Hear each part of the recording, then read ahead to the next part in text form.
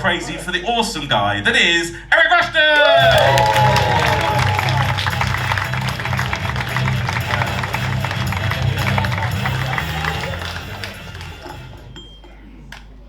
Hello everyone. Thanks for clapping, that's very kind of you. Guys, before I get started, I just want you to bear in mind I'm trying my best. Should be good, I'm very happy to be here.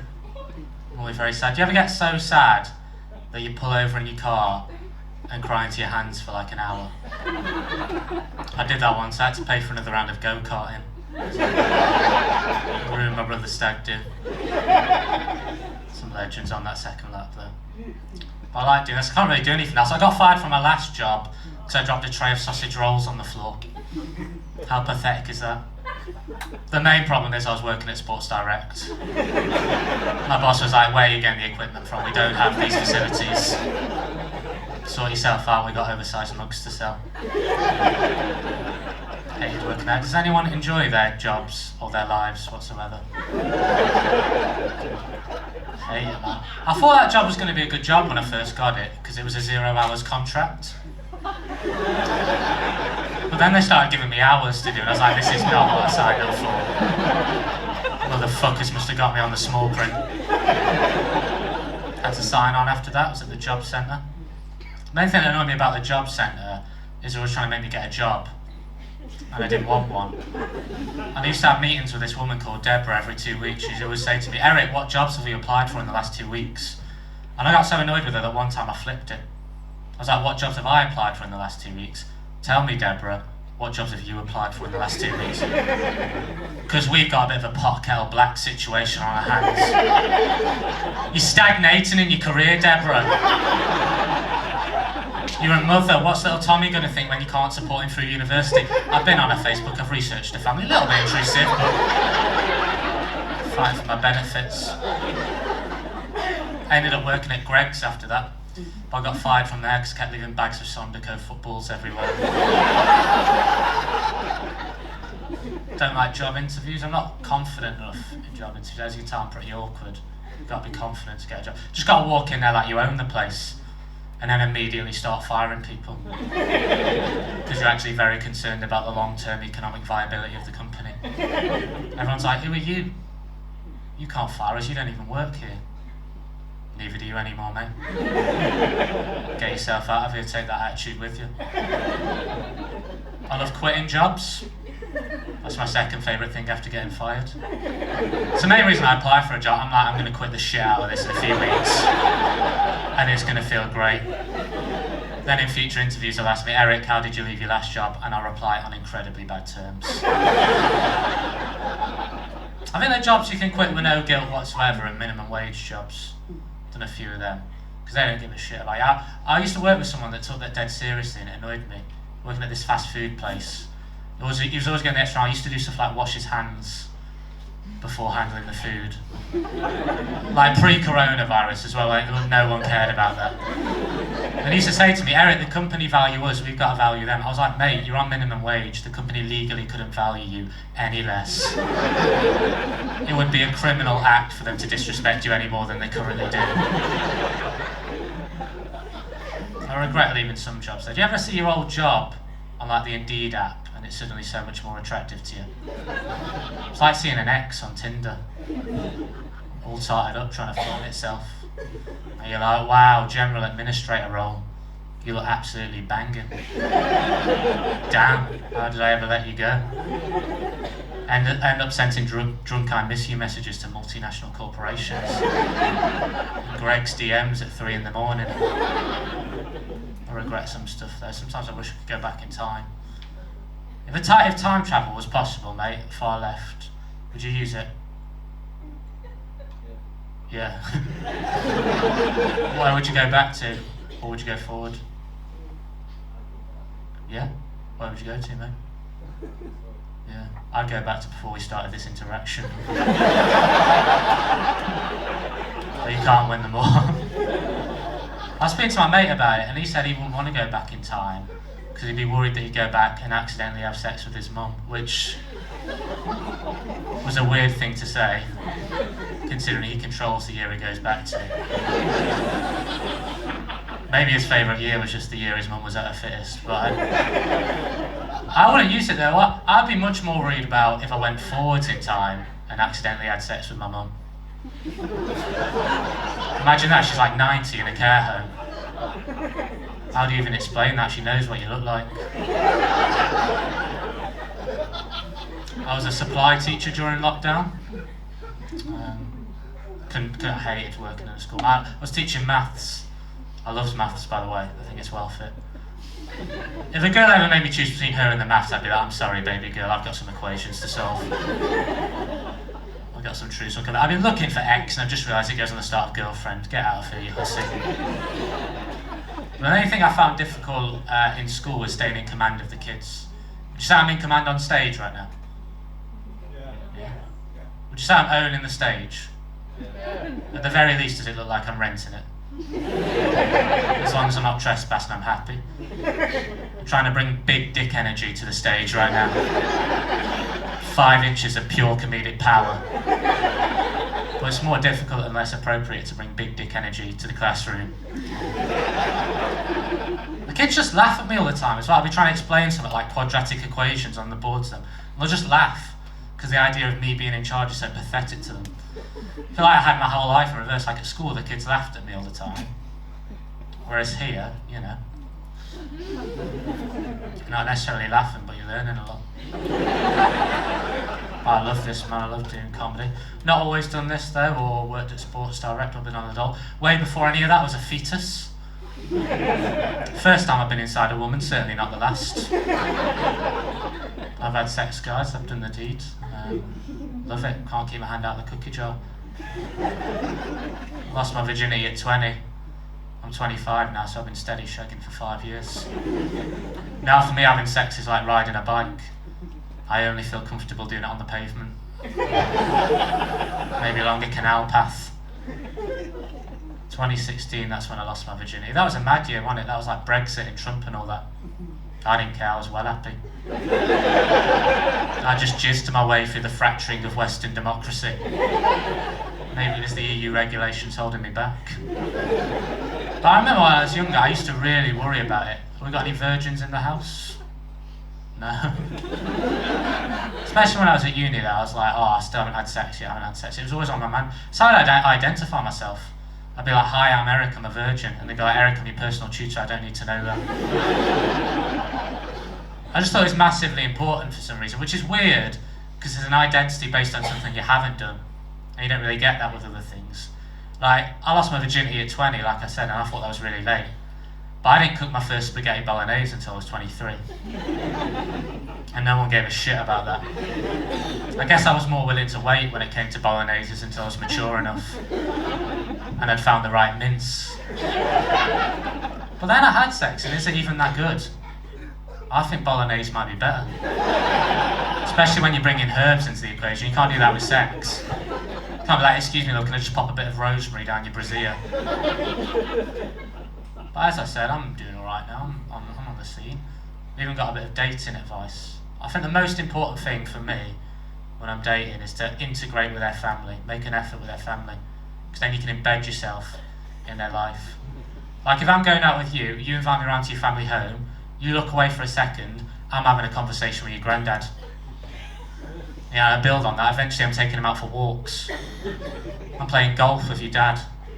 I'm playing frisbee with your cousin. I'm taking your sister out for dinner. I'm taking your other sister out on mini breaks. I'm checking into travel lodges with your mum and both your sisters. I'm making love to all 3 of them and your nan's filming it. Bathing with your extended family. Make an effort. I am a little bit too keen when it comes to romance. It puts people off, doesn't it? It scares them. Like by the 3rd date, I'm discussing joint bank accounts. APR's getting a mention. If a girl's showing me interest, I'm showing her interest rates straight away. In fact, the 3rd date's at the bank. She's like, where are you taking me? I'm like, Santander, I want to get this sorted. Now, make sure you bring 2 forms of ID. And bring a proof of address, bitch. She's like, do not talk to me like that. I'm like, okay, but seriously, bring the documents.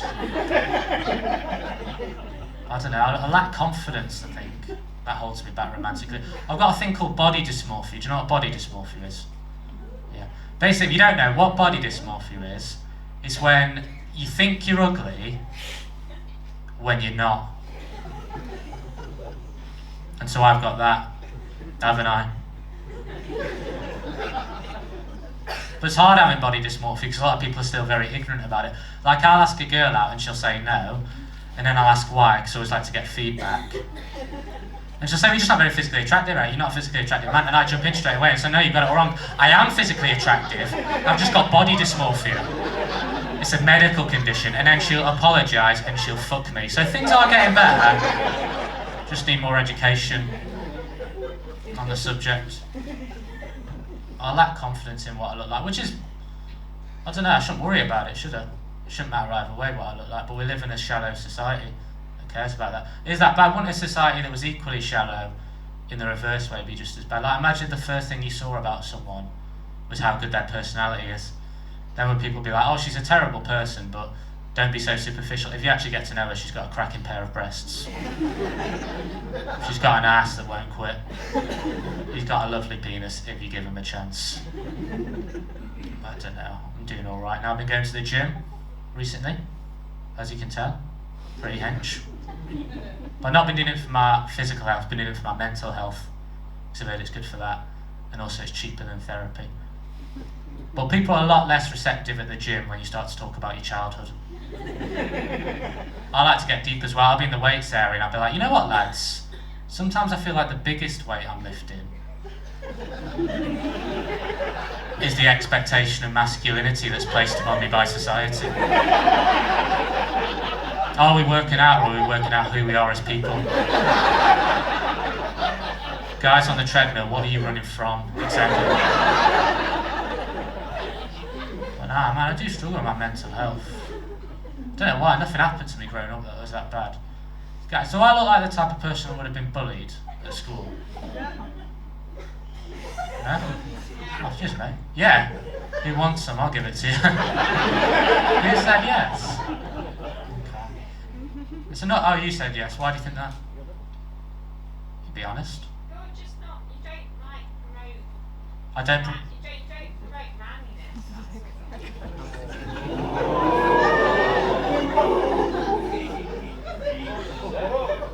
You know what, guys? She's absolutely spot on. So I'm not going to pretend to be something I'm not. Bitch. How's that for alpha dog? Well, the weird thing is, I didn't get bullied at school, which was annoying because I wanted to be. Because I knew even back then I wanted to be a comedian, so I wanted that backstory of anguish. So I used to actively try and get bullied. I'd see kids getting wedgied on the playground and I'd go to the bullies and be like, lads, can you do me next? What's your policy? Whose cock do I have to suck to get a Chinese burn around this place? And they're like, you can suck whoever's cock you want, mate, it's the 21st century, we're not homophobic. Also, Eric, leave the Chinese out of it. Fantastic people. Didn't get bullied. So I did have a girlfriend once though, which is good, isn't it? Yeah, cheers. But she dumped me, which made me sad, because she was a real spicy mamacita. I tried to take it well, because I think it's important when you get dumped to not like to take it gracefully and leave it on good terms. Like, you know, on The Apprentice, when someone gets fired and they're grateful and gracious about it. That's how I was. She was like, Eric, you dumped, and I was like, thanks for the opportunity. And then I just wheeled my suitcase straight to the taxi. Don't know why I had a suitcase. I thought she was going to ask me to move in. I really misjudged it. Proud about it. Normally I take rejection like an X Factor contestant. The girl's like, no, and I'm like, you know what? I'm going to prove you wrong. I'm going to come back next year. I'm going to work on my vocals and I'm going to come back next year. Now, would you prefer me as part of a group? I tried to take it well because it's not easy to dump someone. You know, I'll believe this, but I've actually dumped people myself in the past. I've been a heartbreaker before, I've done some damage. I dumped one girl because she was too posh for me. She used big words all the time. She used words like perhaps. One time she was like, Eric, perhaps we should just be friends. And when I heard that, I was like, you know what, this isn't going to work. Sorry to break your heart, but it's over. But I miss it, man. I miss having a girlfriend. I miss all the things we used to do together. I remember when she first saw me naked, she said, "You know what, Eric, it's a lot bigger than I thought it would be." And I was like, "Oh, my penis, nice one." And she said, "No, the emotional gap between us, it's unbridgeable. I feel nothing inside of me." At that point she was talking about that. But I don't know, I get rejected a lot. I get rejected for all sorts of weird reasons. The last girl that rejected me told me it was nothing personal. I was like, what else was it? A business decision? I'd go out with you, Eric, but I don't know what the shareholders would think. I've been trying to be a bit more confident recently. I was actually looking in the mirror the other day, and for the first time in a long time, I actually thought I looked alright. I thought, sure, maybe I'm not the most conventionally attractive, I don't promote manliness, but I'm kind of okay looking. I've got a very endearing face that sort of perfectly complements my warm and quirky personality. I was looking in the mirror and I saw a man that any woman could love, and suddenly I was filled with a level of self-esteem that I'd never really possessed before. But then I realised I wasn't looking in the mirror, I was actually looking at a picture of Bradley Walsh. I felt like an idiot. I was walking around with the confidence of a man who's presented over 700 episodes of The Chase. I was complimenting people on their cash builders and I had no right to.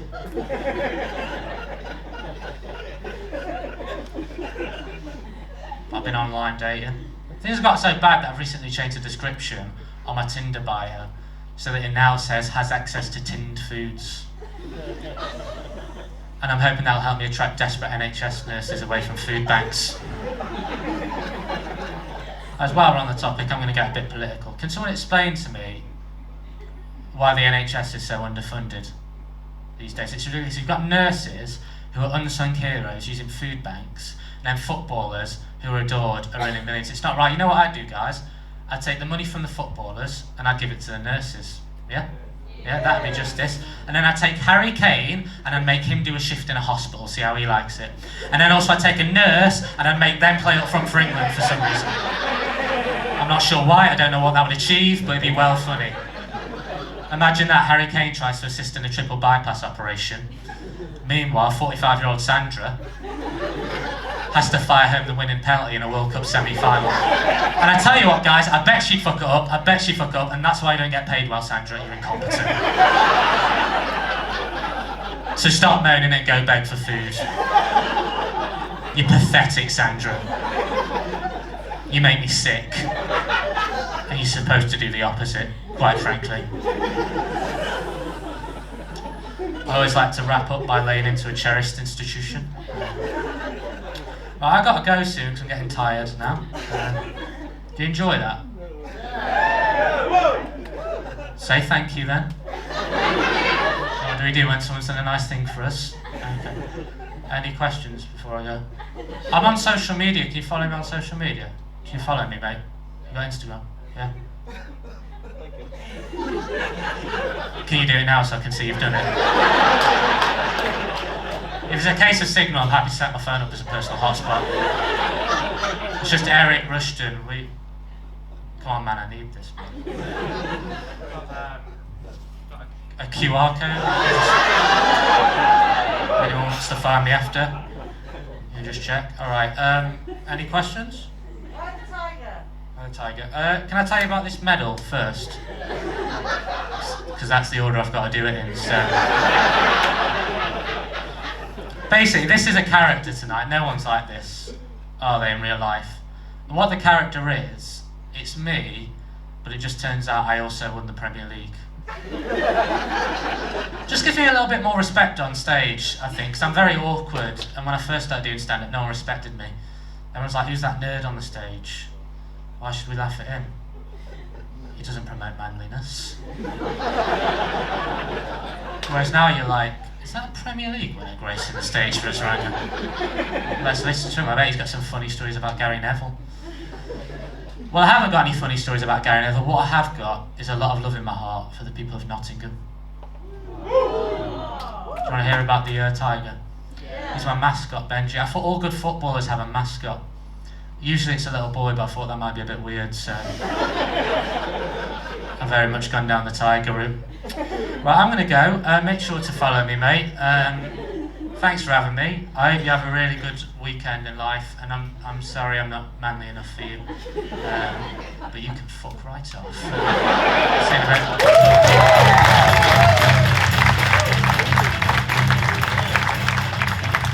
Eric Rushton!